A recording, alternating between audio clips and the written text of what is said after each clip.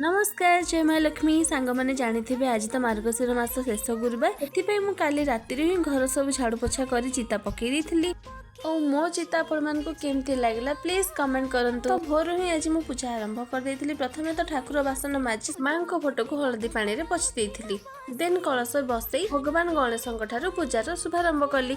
माँ लक्ष्मी को नुआ कपड़ा धूप दीप सिंदूर चंदन फूल दे आरती कर माँ को आरती पर सांग मैंने मु तुलसी चौरा पानी धूप दीप दे पूजा सारी गली मु प्रसाद बनवाई माँ पाखे आज भोग लगाई। देखु मु कौन गेस करंतु तो यहाँ कौन यस काकरा पिठा।